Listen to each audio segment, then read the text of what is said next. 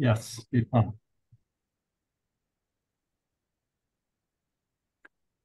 Welcome, everyone. It's great to have everyone here at our webinar for Giving Beyond Cash, encouraging creative gift making with complex assets. So my name is Jim Murphy from the Episcopal Church Foundation, but a few items just to remind everyone who is coming on right now. We'll do that reintroduction, but as everyone is coming on right now, the chat is enabled. The reason the chat is enabled is so that you would input your name as well as whether you are attending as a donor or a congregational leader.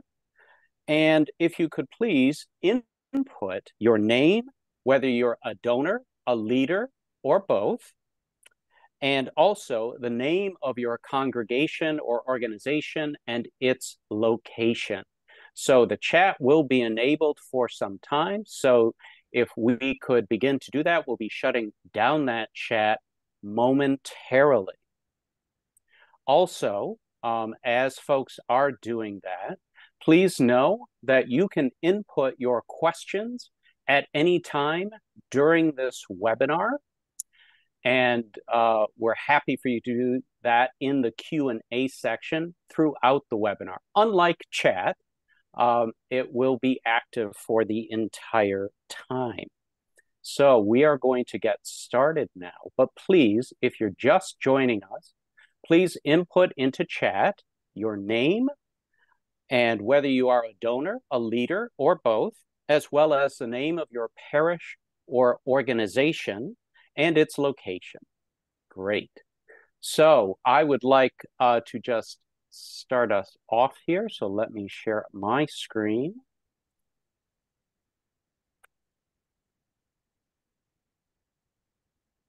All right. So it's great that everybody is here today. We're going to start with introductions. And very briefly, we'll come back to the Episcopal Church Foundation, but I'm Jim Murphy from the Episcopal Church Foundation. And I'd like to turn over the basic introduction to Greg Rousos, my friend. All right. Hey, thank you, Jim. It's great to be with everybody today. Thank you for joining. Excited to share some information. I am Greg Rousos. I am with the Presbyterian Foundation and New Covenant Trust Company. Been with both organizations for over 23 years. So again, excited to be with you today. Bryan?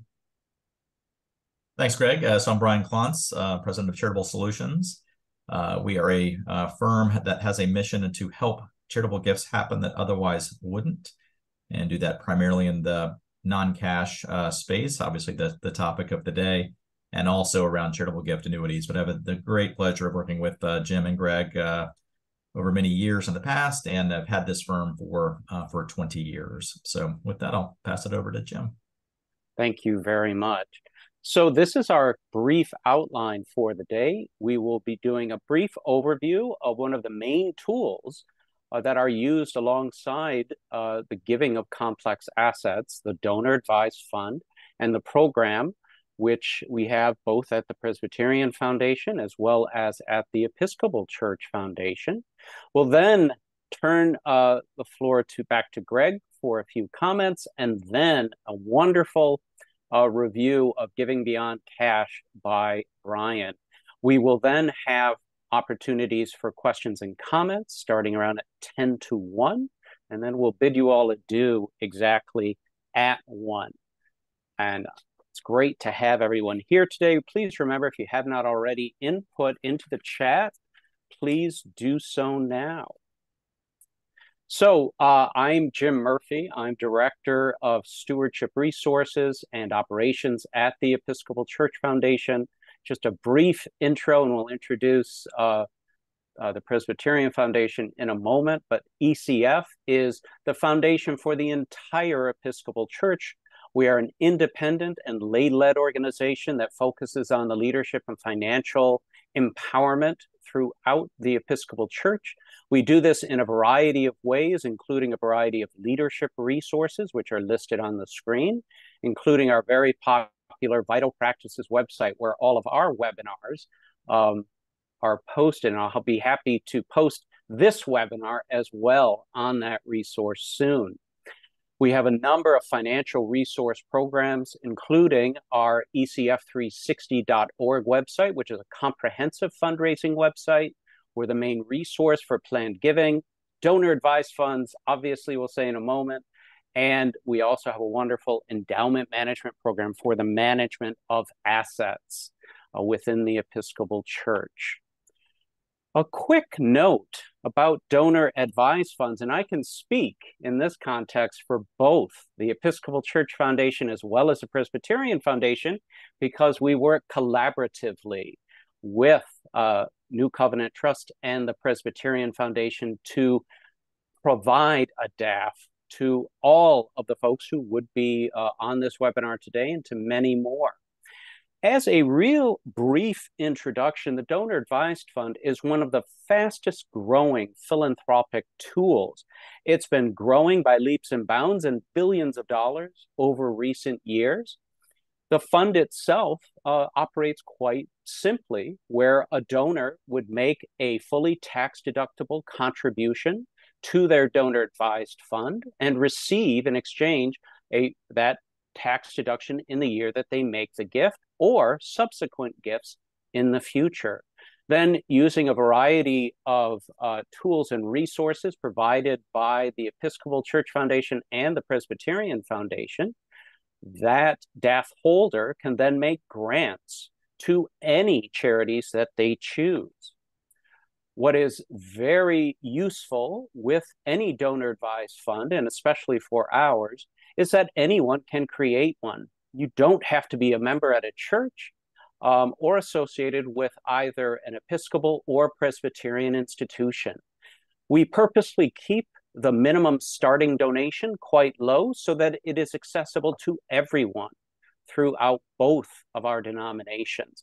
And you can make as many grants that you wish and to as many types of charities that you like for as little as a $100 grant or more. Our online services that are provided through the Presbyterian Foundation are accessible 24 hours a day, 7 days a week. And since I hold a DAF, I can tell you it does work 24 hours a day.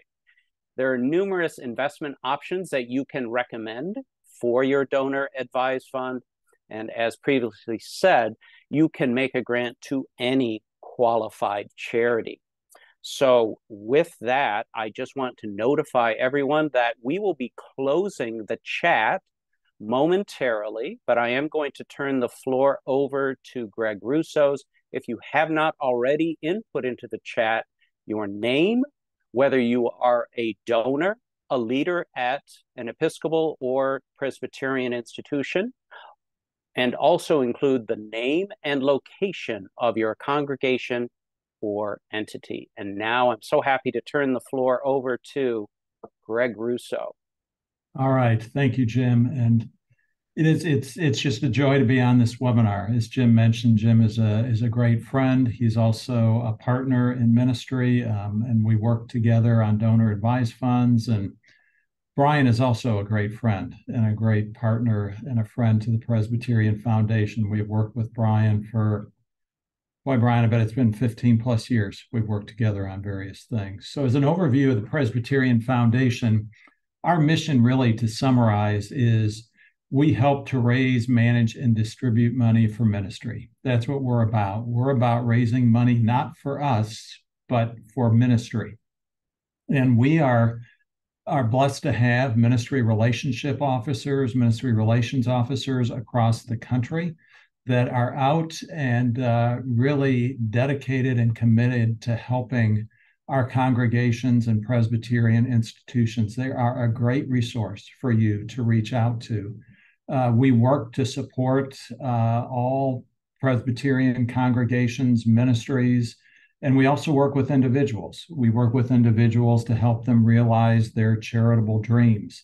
That could be through cash gifts, appreciated assets, non-cash, whatever it is, we can help with that. We also have a tremendous amount of resources, many of which were funded from the Lilly Endowment, really around church financial literacy and leadership.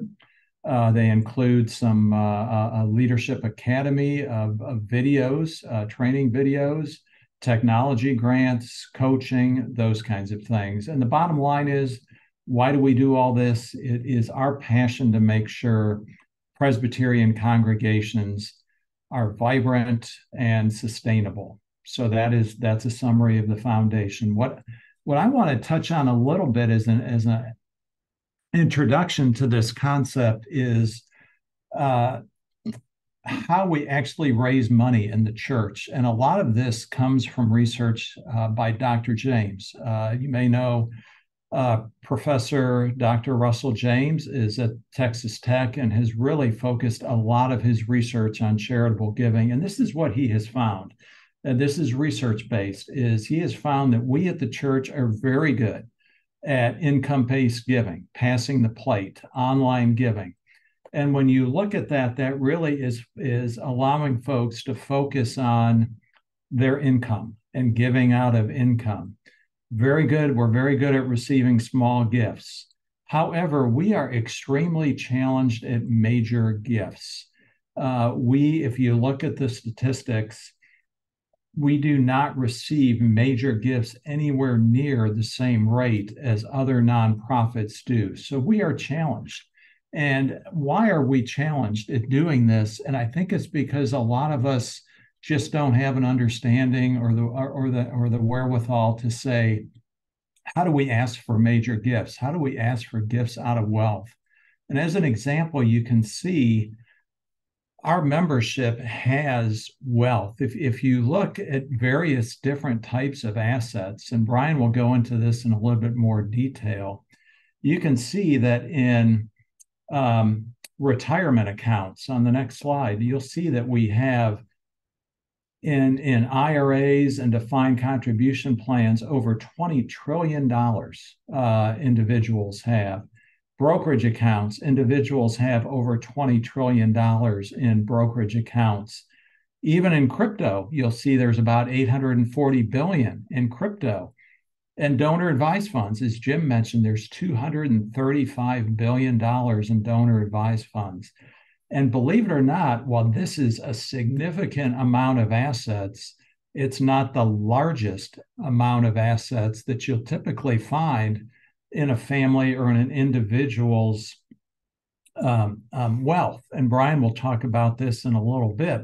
So there is a lot, and the church, what we typically ask for is people to give from their checking account or from their credit card. We are not, according to the research, very good at asking for gifts in these kinds of categories or these kinds of assets.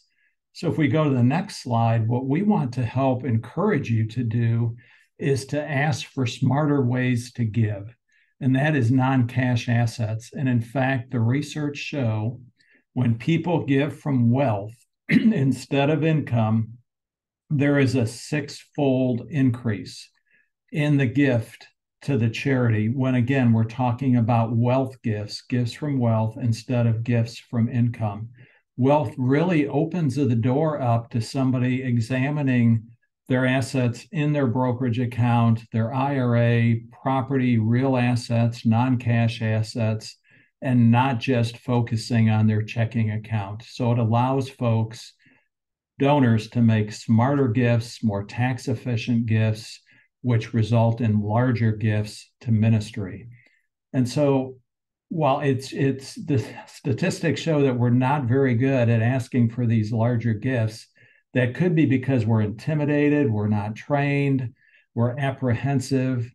The good news is nobody needs to be that way. The Episcopal Church Foundation, the Presbyterian Foundation is here for you to assist you in asking for these kinds of gifts.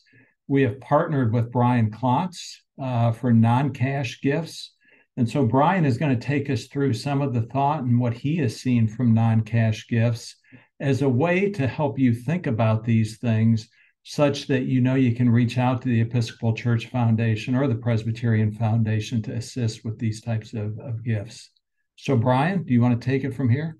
I will, Greg. Thank you so much. That is a could not have scripted, although we did somewhat script that as an intro. So, so I appreciate that very much. And I think I really want to drill home the theme that your congregations have these donors with all of the assets on Greg's prior slide, in addition to a lot of the non-cash gifts that we're talking about.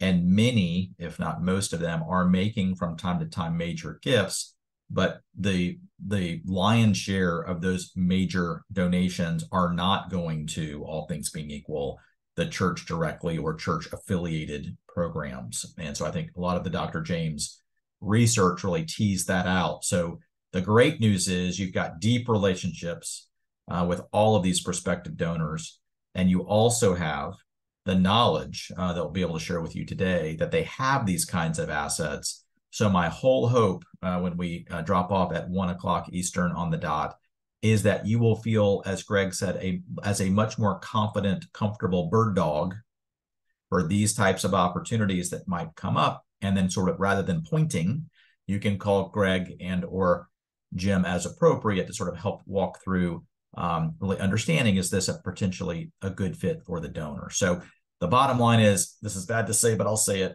all other charities at the higher level are doing this a lot. And this isn't like I heard one of my cousins did one of these 15 years ago.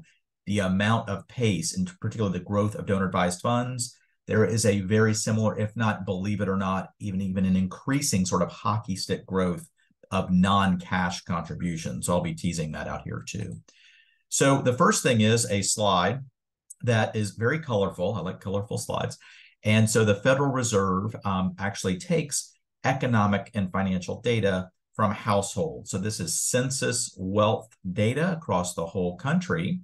And then a particular firm, Visual Capitalist, converts all of that raw data into a much more digestible, colorful chart. And so there are a couple of things here I'm going to really emphasize.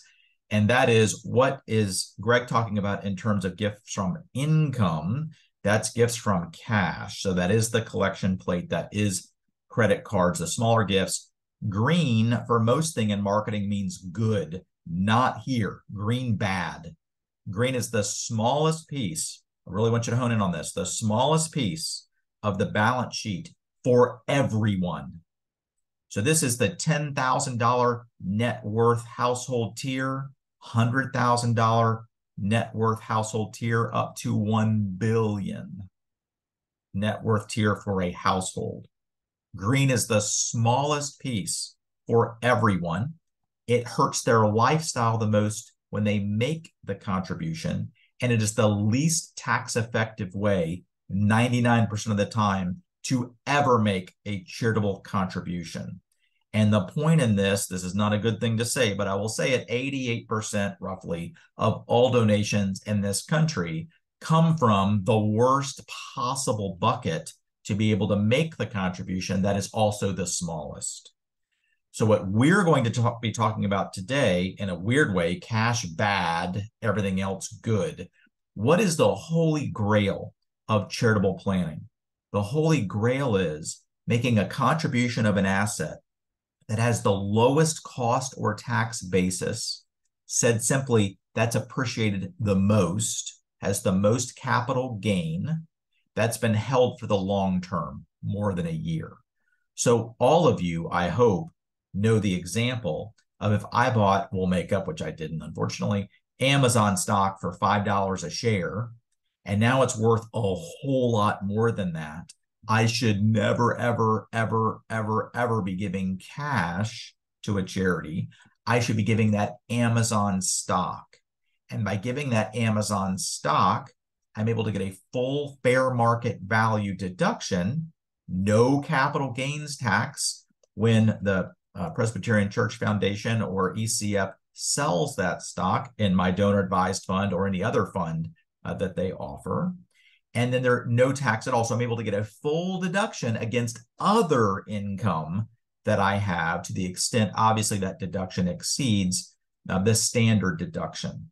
So long-winded way of saying, I hope everyone on this call knows, understands, and appreciates how powerful It is to give long-term, very appreciated, publicly traded stock mutual funds. What we're going to talk about here are all the other similar assets that can be donated with almost exactly the same kinds of benefits. Literally, for most every donor in every state, it's like as if they were redirecting 15 to 25% of their gift that otherwise would have gone in tax, and they're redirecting that to their church or to their donor advised fund to support church causes, as an example. That's powerful. So rather than focusing on the small dinky green, I want to focus on the super dark blue. And the super dark blue are business interests. So you may be thinking, oh, it's a business interest. That must mean publicly traded stock. No, because that is, wiggle, wiggle, wiggle, the lightest blue. Now, I love colorful charts. I did not do this chart, but whoever did this chart, I already know what their favorite color was. It was blue. They got very excited about blue. We got darkest blue, next darkest blue, next darkest blue, blue with little lines in it, a lot of blue. They could have thrown a purple in there. They could have thrown a pink in there, but they focused on blue. What's the point? Even with publicly traded stock, it's pretty small. Look how small it is at the $100,000 level, $1 million level, even $1 billion net worth level, pretty small. If I'm fishing, I live in Florida and I like to fish. If I'm fishing, I want to fish in the pond with the biggest and most fish. Where is that just visually? It's the darkest blue. Business interests are private business interests, not, as Greg teased out very nicely, things that are in brokerage accounts or retirement plans. These are private business interest. It could be a welding contracting company. It could be any kind of private business interest that a donor may otherwise own. What's the next darkest blue? The next darkest blue is here, which is real estate. That's a pretty big chunk all the way through. You almost have to get up to the $1 billion level for it not to be the largest piece. And you may be thinking erroneously, because I did too, oh, that must be their primary residence. No, it's not their primary residence. That's the red. So interestingly, you start getting out here even to the $10 million level. These are large net worth donors, to be sure, but the real estate alone is almost more in terms of commercial or investment real estate than their own home. And it sort of increases from there, as you see. So that's what we're going to talk about today. It's not the cash side, which everybody focused on. We're going to talk about the non-cash side by definition, by my definition. I'm not even talking about publicly traded stock, which is fantastic. You need to be thinking about that, but that's more liquid. I'm even talking about private business interests and real estate.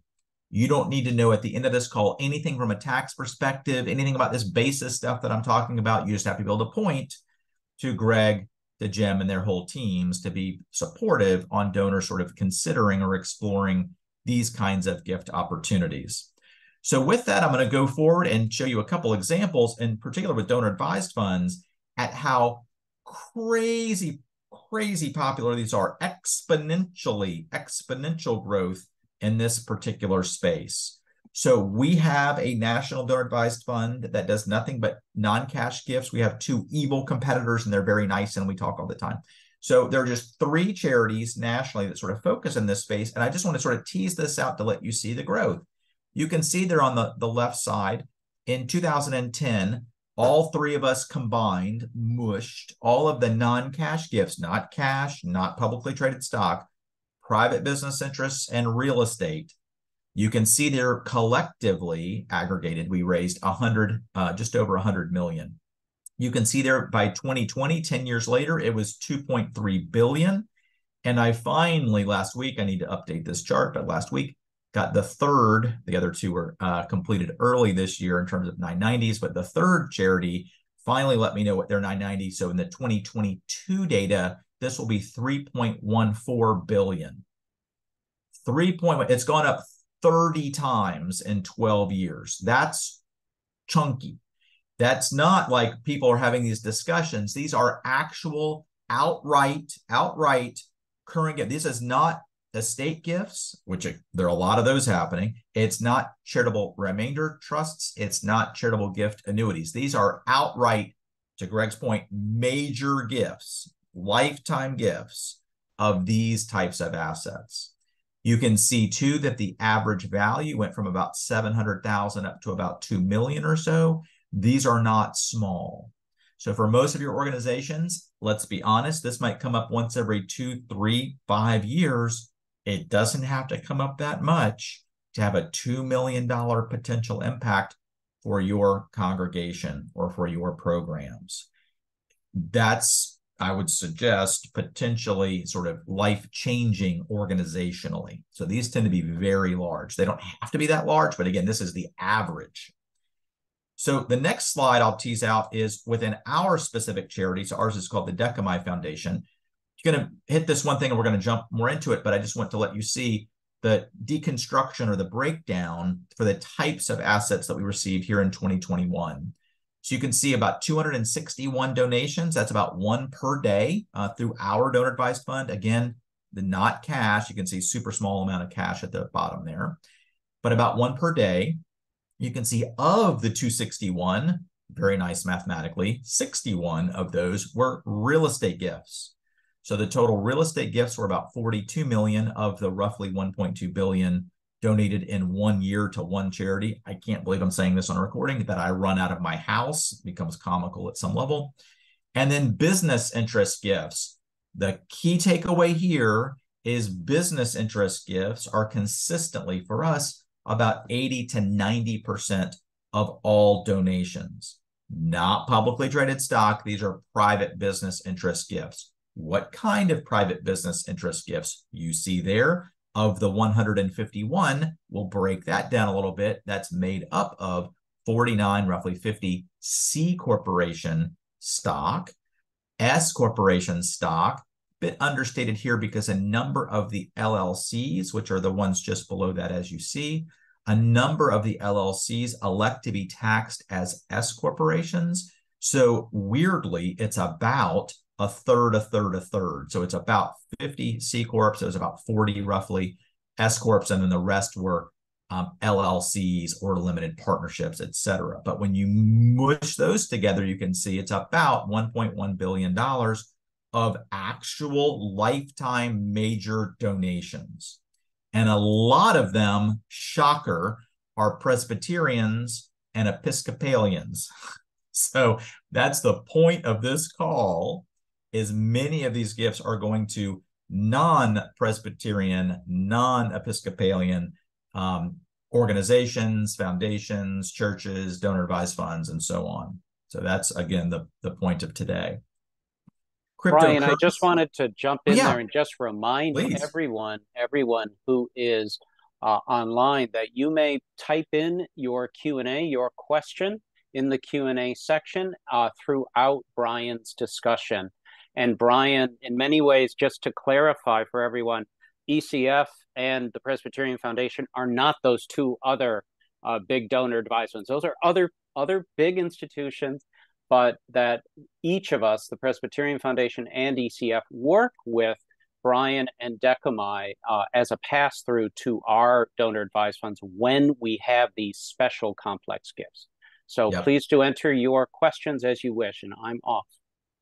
No, all good. I appreciate that. And certainly, Greg, anything that comes up, you guys know how informal I am. So please sort of add color as necessary. Now, I'd also say, to caveat Jim's call to put Q&A in there, please do, but this is not stump the speaker part of the session either. So softballs are very welcome. So any light questions are good. And one thing that I would say too, not to sort of interject on Jim's too much, but we very much are behind. We're always behind other charities. So a number of them, including PCUSA Foundation, obviously ECF, are able to take some of these gifts from time to time directly. And that's wonderful. So the point is you have a whole sort of triage team, whether you know it or not, hopefully you do now, behind these conversations that either your foundations can help, we can help your foundations help. There are other ones who are able to potentially help donors give more than they ever thought possible, not out of income, out of assets, and out of the asset that is the most tax conducive way to give almost always are private business interests, because the cost or tax basis is super, super, super low, or real estate, which many of you may or may not know, when you own investment or commercial real estate, you are actually depreciating. You're depreciating it each year. That's an expense. And what that's technically doing is that's lowering your cost every year. So if you have a quadruplex, after 30 years, your basis, your tax basis in that will be zero. And then to the extent that you're charitably inclined, you might say, wait, it'd be great to give Amazon stock that I paid zero for. Would it work the same way with real estate? Yes. So if there's no mortgage, a real estate donation can be made, full fair market value deduction, no capital gains tax when sold, thereby redirecting state and certainly federal income taxes to the charities of your choice, the places that you are passionate about and that your donors are passionate about. So I just want to sort of tease that out. You can see cryptocurrency. This was a big year for cryptocurrency, but it was still super small. It's what everybody wants to talk about all the time because it's like the shiny thing. We were getting, this is not a joke. This is not a joke. 40 to 45 inquiries about cryptocurrency donations for every one that actually moved forward. Painful. I have never seen tire kicking like that in my life. For other gifts, important to note, again, we completed about one transaction per business day. We get about 8 to 10 referrals each day. So there are a number of these that don't work out. In many cases, it might just take a couple hours to determine, yeah, it's not going to make sense for various reasons, but one does work out. Anybody that wants to have their calculator and do roughly 2 billion divided by 261, our average in 2021 was 4.4 million per donation. That was consistent for 2022 as well. It doesn't take too many of these to be very large and, again, organizational changing. And to Greg's earlier point, ensuring the financial sustainability of the organization itself based on what the passions of the donor are as well. Huge nugget, gigantic nugget. I don't care where I am. Last week, in a weird way, I was in Wichita, Hutchinson, Kansas, and Topeka, Kansas. Tomorrow, I fly to Lafayette, Louisiana. I'm in Jacksonville, Florida today. I don't care where I am. The most charitably inclined people always, real estate wealth, privately held business wealth. Always. What do those donors actually give? They give, in particular to their congregations, cash. Oh, not good. What do they own? They own, if I can click back here somehow, they own these other assets. Whoop, I went too far. They own these assets. Privately held business owners, what do they own? Privately held business interests. This is not super tricky. What do real estate investors and wealth holders own? I'm not sure. They own real estate.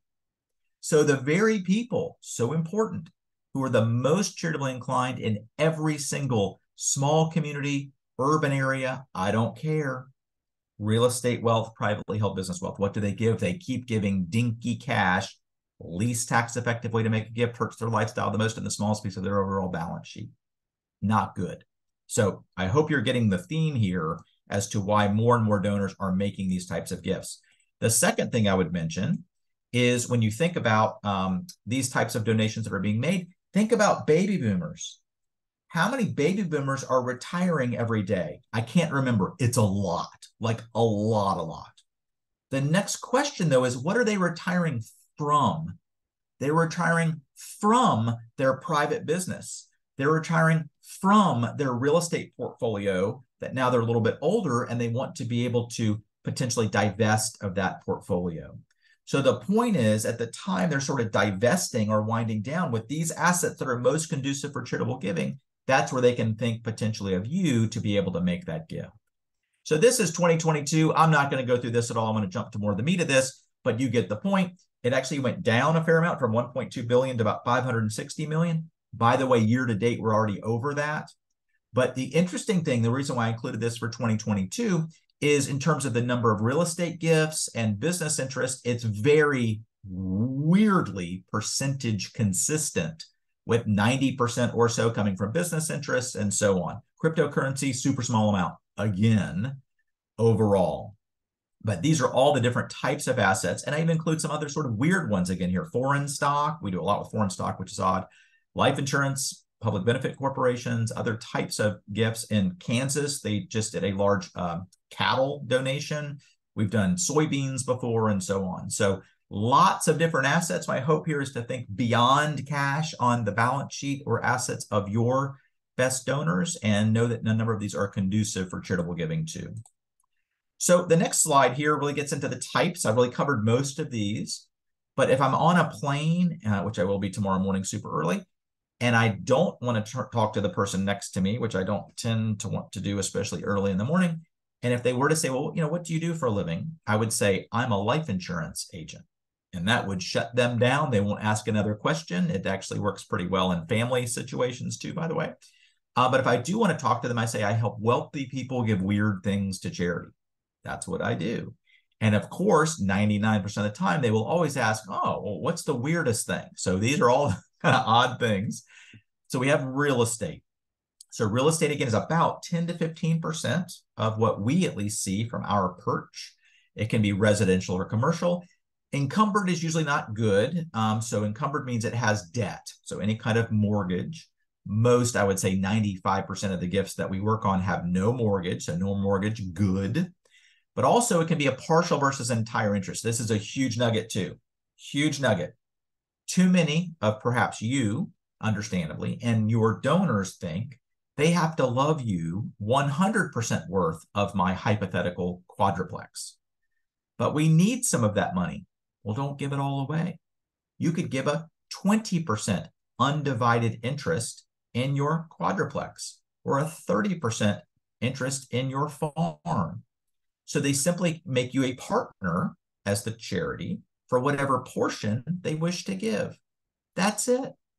About 75% of all the donations that we work on, whether that's real estate or privately held interests, are not the entire interest. It's a 3% interest, a 10% interest. That's a big nugget. Too many think they have to give the whole thing away. You do not. They can give away what they wish to give. And then think about this. They're able to get the full deduction for that, which helps wash out the capital gain that they have for the amount that they held back. So I'm making this as my charitable gift using the lowest cost basis, most highly appreciated long-term capital gain property, Holy Grail, for my charitable giving, maybe now, and maybe through PCUSA Foundation and through ECF donor advised funds, that I can pre-fund a lot of my future charitable church giving too, at this time that I'm actually having this life event sale. But then I'm also able to use that deduction against the amount that I hold back that is taxable. So even to expand your minds a little bit, this is true. We just sold it, thankfully, but we just sold 187 acres in Uganda. Like Uganda. You're like, oh, is that in Texas? No, Uganda. We also have about 37,000 acres in Panama, Belize, and Costa Rica. So this just isn't what's 30 minutes from your church. This is global type of real estate holdings that some of your donors may have. Privately held business interests. This is the big one. 85 to 90%. Everything we see. C Corp, as I mentioned, S Corp, limited partnerships, LLCs. A private business is business that just simply is not traded on a public stock exchange. If it's not traded on a public stock exchange, then it's private. Simple as that. Brian, yes. What's the difference between C Corp and S Corp? Someone has already asked that question since you're on this now. Could you? Yes. Yeah, that's a great question. So there are a couple things too. I would say that we do have written a book on this topic. It's free, so I'll leave with that, and can certainly provide that after. And so a little bit of what I'm doing here is sort of giving you the window dressing, glossing through. So it's a 450-page book on charitable gifts of non-cash assets. But the quick of that is that C Corp's generally good and better for charitable giving. And simply it's a way that when you organize any business, you have to select the type of business entity that you wish to be organized as. So you can select to be a C corporation. You can select to be an S corporation, or elect, I guess I should say. And it gets a little bit funky as you can also be an LLC itself, which then can elect to be a partnership, or it can be a C corporation, or it can be an S corporation. So that gets a little bit odd. But the bottom line is when your donors have a private business, it will most always be one of these types of entities, but it's based on how they're organized. Yeah, good question. S Corp is much trickier, deeper end of the Olympic swimming pool, but we do about $300–400 million a year in S corporation donations too. So still very much in the opportunity buffet, if you will. Yeah, good question. Restricted stock, I'm not going to talk about much. The bottom line is even if it's publicly traded stock, if there are specific restrictions, and that sort of triggers a number of these rules. Tangible property, people want to talk about this a lot. We see very, very little. If you're a museum, something like that, you might otherwise see more. But I would simply say that it is possible, although sometimes quite challenging, to give tangible property, which are things that you can, my definition, you can pick it up and throw it at somebody. So like artwork and coins, anything you can pick it up and move it around. The crops would be an example, sort of once harvested. So again, without going into this too much, again, that's possible to make these gifts, but from a tax perspective can sometimes be quite tricky. We spend most all of our time in the privately held business and the real estate. And then weird stuff, I'm not going to go through all of these because there's lots of weird things. The funny thing that's not funny is all of these are actually completed donations. So this isn't like, oh, these were funny things that came up as a flyer, I'm going to put it on here and everybody will laugh. No, no, no. Every single one of these were actually donations that occurred, were sold, and then all that cash was used for the charitable purpose of the donor. And so dead animals, very quickly, because everybody asks about that there at the end, is the sculpture of the bull on Wall Street. So that's called Charging Bull #1. The Wall Street Bull was donated through our donor advised fund.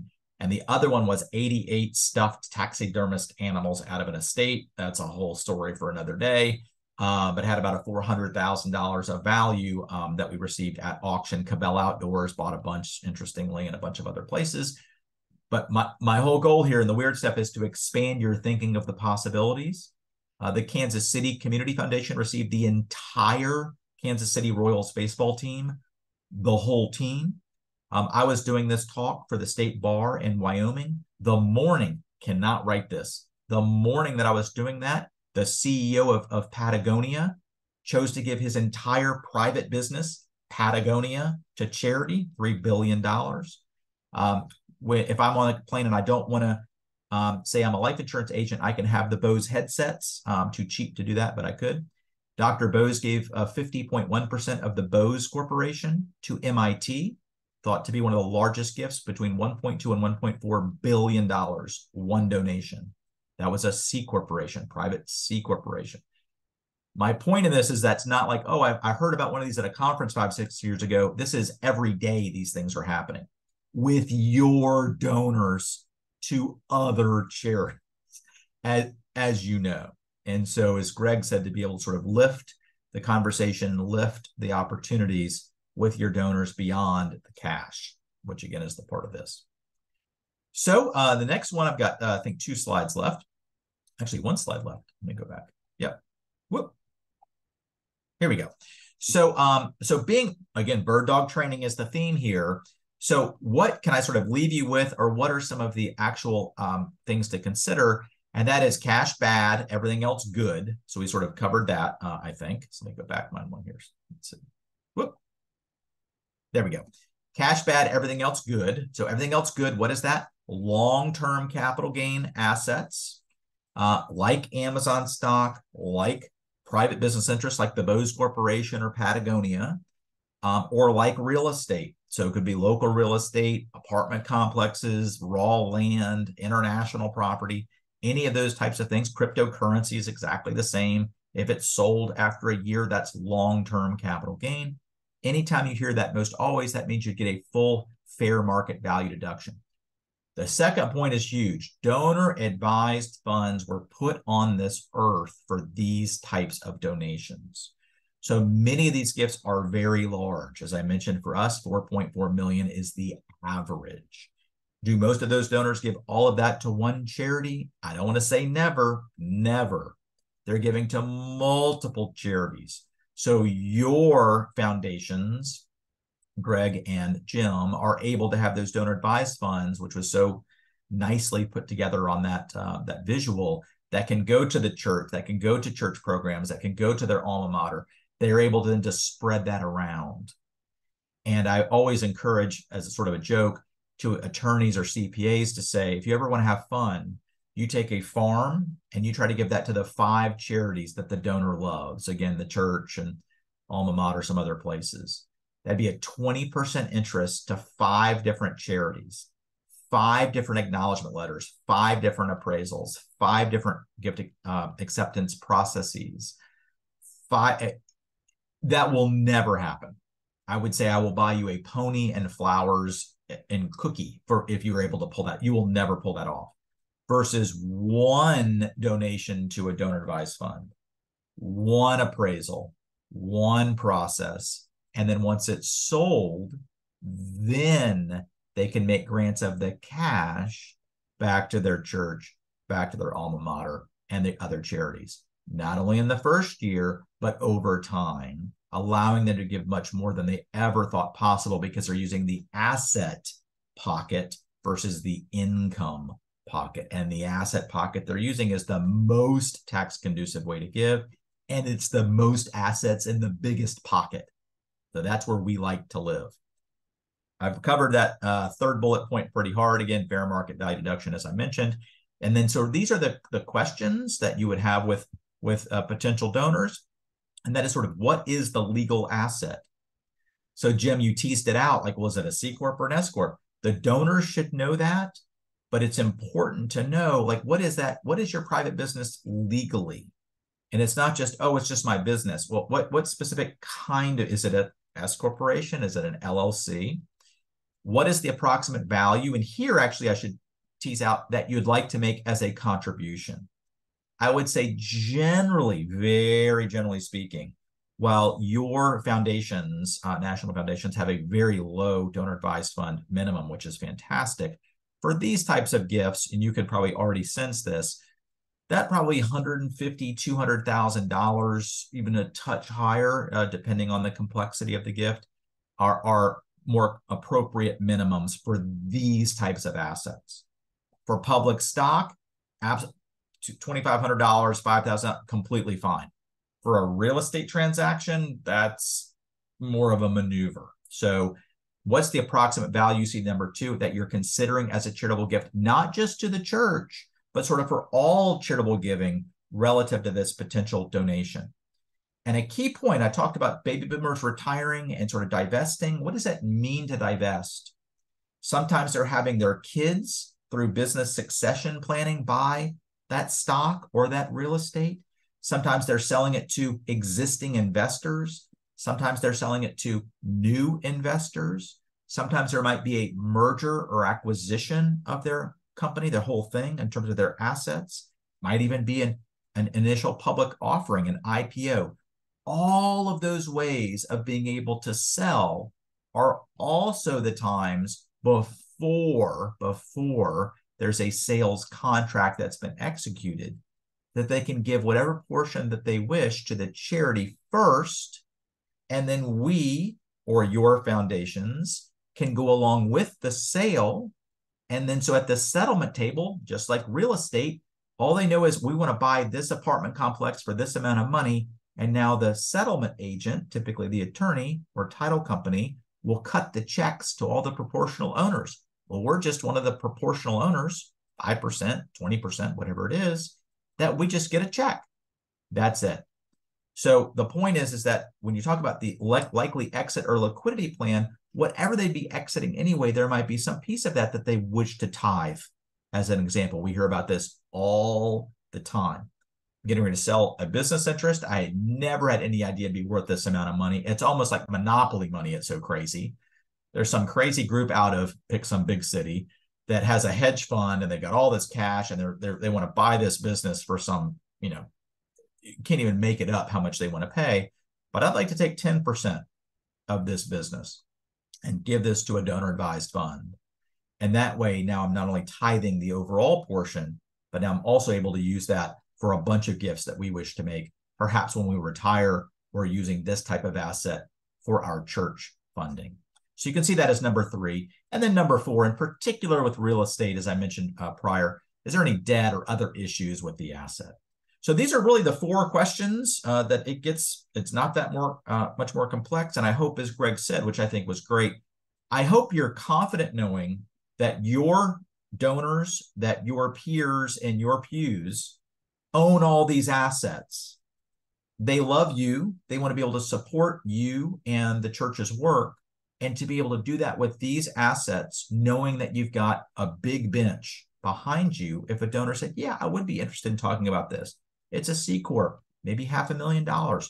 Yes, I'm thinking about actually selling the business in the fall. Just point. This is Bird Dog, just point.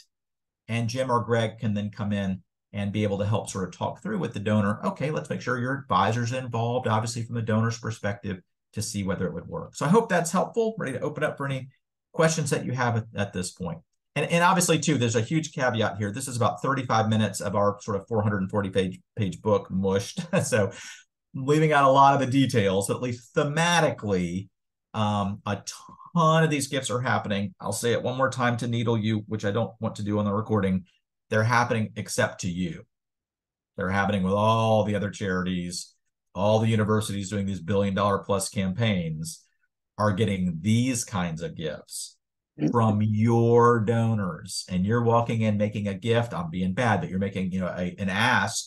And they'll say, oh, absolutely. I'd be happy to write you a check for $1,000 for the mission trip. I'm happy to do that.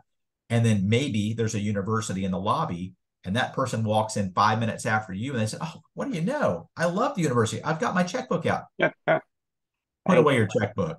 Let's talk about a different type of donation. That's what's happening. So thank you very much. Questions. Thank you very much, Bryan. And I have a number of questions that we're going to try and answer. But just up front, we have a very smart group of people out there, and one person has already told us it's 10,000 baby boomers turn 65 each day. So my goodness, but that's the answer to that question. And most of the questions that have come up have come for you, Bryan. But Greg, I want to offer an opportunity for you to make a comment on a couple first. And one of them is from Mark, and it is for local churches that they need tools that are like an easy button to incorporate in their website for doing this sort of work. I'll answer for the Episcopal Church Foundation. I'll turn it over to you, Greg, to say a little more, and then we'll go back to Bryan. But this is a part of what we're doing here today. We're getting a webinar that will be accessible for both donors and leaders in congregations, and to help you to simply reach out to us, and we can help you from there and connect as needed with Bryan. Greg, anything else to add? No, I would add, Jim, and thanks for the good question. Start with our ministry relations officers. You can find them on our website, presbyterianfoundation.org. They have access to all of our resources and tools and information that can be put on websites, plan giving web pages, other resources, videos, those kinds of things are all available. So please reach out to those folks. And as Jim said, we are, actively creating new resources and tools as well to assist with this. But start with the ministry relations officer, and I think you'll find just a plethora of good resources for you. Great, and we'll be sharing about the book that Bryan mentioned. But Bryan, if you can come back on speaking role for a moment. So, sure. First question is, how does a charity act as co-owner in private businesses when it receives a substantial interest? I think you've answered this question partially, but can you further clarify? Yeah, it's a great question. It comes up a lot. We're just simply a partner. So there's something called a cap table, which basically lists all the different ownership proportional amounts, whether that's the number of shares or the partnership interest, et cetera. And so the charity is simply an owner. This is a little bit extreme, but I think might make some sense. When you own as a charity, which all of you do, I'm hopeful, some level of publicly traded stock, you're a partial owner in a public company, which almost always is a C corporation, but it's like a super, super, super, super small percentage. There's really no difference here. It would be, let's say, the the matriarch owns 80%, the son owns 10%, a key employee owns 10%. Well, I've added up 100% there. 70%, 10%, 10%, and then be 10% to the charity. So it's just simply as a partner. Now, there can be some other potential effects to that relative to unrelated business taxable income and some other things. We deal with that all the time. But conceptually, that's all it is. It's a great question, and it comes up a lot. But just like, again, if you've got real estate, it might be the brother owns 50% and the sister owns 50%. Well, they're just partners. And when it sells, he'll get 50%, she'll get 50%. You kind of wiggle a little charity in there, and maybe we have 5% interest. So then we would get 5% of the proceeds. Thank you, Bryan. More questions to come for you, but one quick answer to the person asking about, can an IRA, meaning, I presume, a qualified charitable distribution, be made to a donor-advised fund? With great regret, it cannot be done yet without paying the taxes on the distribution. So I'm sorry about that, but here's your question now, Bryan. How do charitable organizations protect themselves from liability that may be attached to any of the assets? If you could dig a little deeper on that, please. Yeah, there are really three things, and I'll sort of hit this quickly. One is their own gift acceptance process. And so my bad joke is, if you drive out to a farm and there are a bunch of those blue plastic tanks, there's nothing ever good in those blue plastic tanks, by the way. It's not milk, it's chemicals typically. And if you're driving up and you see all these rainbows in the soil and dead animals are all piled up, you're like, I think we're going to pass. So there's sort of a I would say, logical, prudent level of gift acceptance that you'd sort of go through. Then, to the extent that you are going to accept, the two ways to go are to receive that in essence, an entity wrapper. So some will use single member LLCs. Some will use a separate foundation that they might have locally. Some will use what's called a supporting organization. Some, Jim, will say, hey, I'm a local congregation, Episcopalian congregation. I'd like the national foundation to do that. So then you're thinking about your own liability.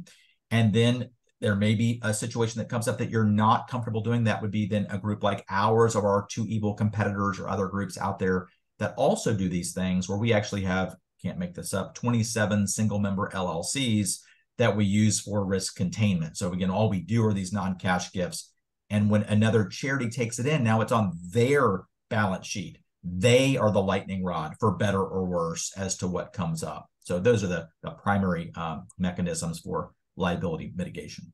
Greg, go ahead. Do you have a comment? Yes, I would encourage, I would think, at least my experience is, local congregations simply don't have the time, the expertise to accept these kinds of gifts. So I would encourage you to reach out to the Episcopal Church Foundation or the Presbyterian Foundation. We work with Bryan on these things. And I think that is the best way for local congregations and parishes to insulate themselves from these kinds of risks related to these gifts. Thank you. We only have time for like one or maybe two questions before we wrap up. So everyone who has posed a question, we will get those answered to you directly. But one from Tim White, how do you start the conversation at a church or other religious nonprofit on these sophisticated business interests? Mm-hmm. He notes, it feels like you're invading a wealthy person's financial privacy. So any initial thoughts on how to start that conversation, other than perhaps just raising awareness that you can give those kind of gifts? It's very much that. Yeah. If it's not on your menu, this is, kind of comical, but I'll work with some charities like, yeah, it just never comes up. It's like, well, yeah, because you never talked about it, and it's not on your website, and it's not in any communication. So the ones that do bring it up, right way, right time, comfortably, with having some additional resource information, strangely, in quotes, these gifts do happen. So in my view, I sort of view this differently. I view this as a gigantic donor service. If you have a donor who loves you, and the best line I ever heard in my entire life was in Salina, Kansas. You'll never hear another person say that again, by the way. And we love Salina, Kansas at the Episcopal Church Foundation. We love that. Fantastic. And the point is, there was an estate attorney there, and he stood up in front of a large room of donors, and he said, you know what my job is as an estate attorney? It's to build up your trust enough so that you'll invite me into your garden. And when I'm in your garden, I need your help picking out your favorite annuals. As soon as I know what your favorite annuals are, I turn those into perennials. That's what I do. Like, that's the best line I've ever heard. For your donors who are looking to give more to the church more to other, but you're literally competing with Congress. If you can't win that discussion with love, you need to pick a different line of work, or at least from a fundraising standpoint, maybe find another committee. That's kind of bad, but I said it. You're really saying, do you want to pay more tax so it'll go to other places, or would you like to redirect that to your annuals to make them your perennials? And if you're like, I'd love to talk about that, then that opens up the conversation. So having it on the menu, Jim, as you said, maybe having a couple examples, this Patagonia thing, wow, that's very popular. This is I wonder how that works. Could that work for us too? Absolutely. So you're able to use either outside, within the Presbyterian church community, within the Episcopalian church community, these gifts are happening. So then those could be sort of lifted up as testimony for the sort of process. But I think that's really the essence of it, as I view this much less about privacy. You're not really, asking unless they're willing to tell. So this is less about sort of crowbarring and more about, did you know that there are these amazing ways that you might be able to give more than otherwise you thought possible, helping to change your annuals into perennials. Super. So thank you. Thank you, Bryan. As we wrap up, just to remind everyone that after you make a gift to a donor advised fund, you can make grants to any charity, including your church. And hopefully we are helping by sharing the many resources of the Episcopal Church Foundation, empowering your leaders to know that you can do this. You, as a leader of your congregation, as a volunteer or a staff member, can do this. The Episcopal Church Foundation has tremendous resources. We'll be sharing our contact information in a moment. And I will turn the floor over to wrap up in 10 seconds, the Presbyterian Foundation. Yes, as I mentioned before, ministry relations officers all over the country, reach out to those folks. They can get you in touch or give you access to all of our resources, Plan Giving Navigator, Stewardship Navigator, Leadership Academy videos, a whole bunch of things that I think you'll find incredibly helpful for your work in this area. And this recording will be available to you. We'll probably have a couple of versions of it, I hope. And we'll be sharing the other answers to those questions that have been posed. But I just want to give a hearty, hearty thanks on behalf of me and Greg to Bryan Clontz for this wonderful presentation. Both of our organizations have worked with Bryan for many years. He is an amazing, insightful person and has been tremendously helpful in guiding donors on how best to become a better philanthropist and how to serve the mission of the various organizations and churches that you wish to support. That is all we have time for today. So we thank you all for attending. We will make the recording, the slideshow, all of this information available to all attendees and answer those questions. So thank you all so much for coming. I will give the last word to Greg Rousos. Yeah, I would just echo, Jim, many thanks to Bryan and all the work that you do, Bryan. This information is incredibly helpful. I truly hope that it opened some thinking to the folks that attended about ways to really, consider working with folks on larger gifts. Dr. James has said in the past that a great way to talk about it is saying other people are doing this, and in fact they are, and you may want to consider a gift like this. So I hope we've opened your thinking to considering other gifts like this, and just know that we are all here to support and to help you. Again, we are all about ministry flourishing. So let us know how we can help. Thank you, Greg. Thank you, Bryan. And many of the folks on the line today are also donors. So think of this for yourself as well. This may be an opportunity. So thanking you all, blessings, and have a wonderful day. Thank you.